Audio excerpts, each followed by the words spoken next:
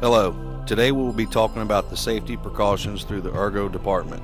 There are 3 stations being used to ensure every aspect of safety is covered.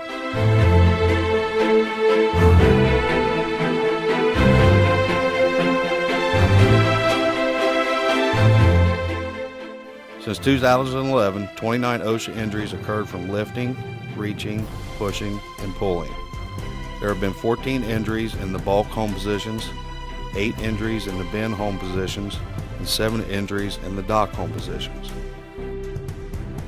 19 due to lifting, 5 due to reaching, and 5 push-pull injuries. 1 out of 5 workplace injuries are back-related. 1 out of 3 back injuries can be prevented with proper training and better job design. There are ways to prevent injuries with administrative controls. These would be physical conditioning or stretching programs to reduce the risk of muscle strains. This can also be training employees to utilize lifting techniques that places minimum stress on the lower back. This is what you will see in the demonstrations. Station 1 shows 3 ways to lift a box. The goal of this station is to put the least amount of strain on the back as possible. A high-risk injury to the lower back can occur when you are bent over lifting 20 pounds while standing 20 inches away from the lower back. This will put much strain on the back compared to a moderate risk of injury, which would be being bent over lifting 1 pound 20 inches away from the lower back. A low risk of injury would occur while sitting or leaning forward and lifting 1 pound.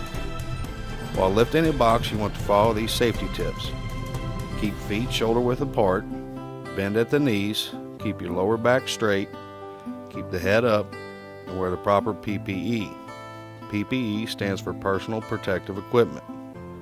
While using this station, make sure to keep your eyes in contact with the picture of the eyes on the poster. We will begin with the feet positioned on the red position, which is also known as the danger zone. This is incorrect because your feet are too close together. When you do this, you can really feel the strain on the back. This is the incorrect way to lift a box from the ground. Make sure you always avoid the danger zone. At the yellow position, also known as the wrist zone, the feet are still not completely shoulder width apart and there is still some strain on the back.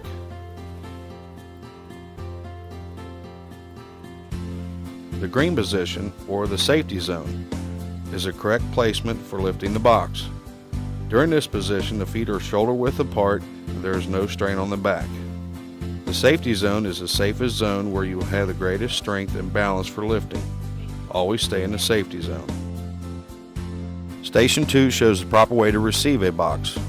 Make sure to utilize the 2-person pick when dealing with 50 pounds or greater if possible. There are 3 ways to receive the box. 2 are improper and 1 is proper. If receiving a box from the red area, your arms would be too far away from your body. This would cause compression on the spine and could cause injury. During the yellow zone, your arms are still too far apart and could cause injury to the spine.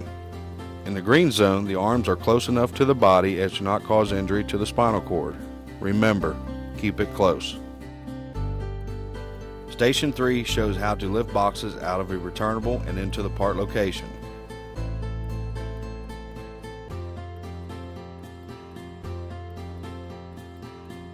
Make sure when you do this, always wear your gloves, fold down the returnable doors, bend at the knees when needed, and use 2 hands to lift. Also make sure that you do not twist as well. Remember to keep your nose and toes straight.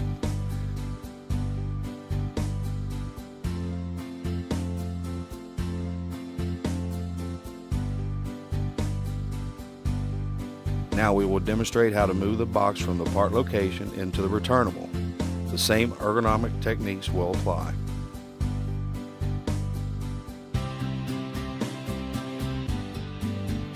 The proper techniques and training demonstrated in these 3 stations prove how Toyota is partaking in continuous improvement. The continuous improvement is necessary in order to reduce the amount of OSHA injuries. Please make sure to use these techniques during binning, picking, ship unit build, and consolidation.